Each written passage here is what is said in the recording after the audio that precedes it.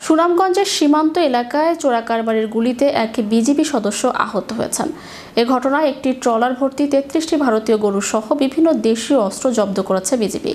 মঙ্গলবার দুপুরে এক সংবাদ বিজ্ঞপ্তির মাধ্যমে বিষয়টি নিশ্চিত করেছেন সুনামগঞ্জ ব্যাটালিয়ন 28 বিজিবির অধিনায়ক lieutenant colonel AKM Zakaria Kadir. তিনি জানান, 28 বিজিবির অধীনস্থ বাঙ্গালভিটা বিওপির একটি টহল দল গত রবিবার রাতে মধ্যনগর উপজেলার রূপনগর এলাকায় টহলে যায়।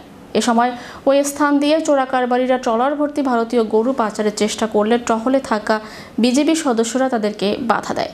এতে ক্ষিপ্ত হয়ে 100 থেকে 120 জনের একটি সংঘবদ্ধ চোরাকারবারি চক্র ইট, পাথর, বল্লম, দা ও গাদা বন্দুক দিয়ে বিজিবির টহল দলকে লক্ষ্য করে 15 থেকে 20 রাউন্ড গুলি ছোড়ে।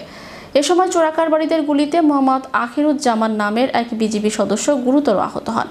আহত ওই বিজিবি সদস্য বর্তমানে সিলেট ওসমানী হাসপাতালে চিকিৎসাধীন রয়েছেন। এদিকে চোরাকারবারিদের আক্রমণ প্রতিহত করে একটি ট্রলার ভর্তি 33টি ভারতীয় গরু ও বিভিন্ন ধরনের দেশীয় অস্ত্র জব্দ করে বিজিবি। এ ঘটনায় মধ্যনগর থানায় মামলা দায়ের করা হয়েছে বলেও জানান বিজিবির এই কর্মকর্তা।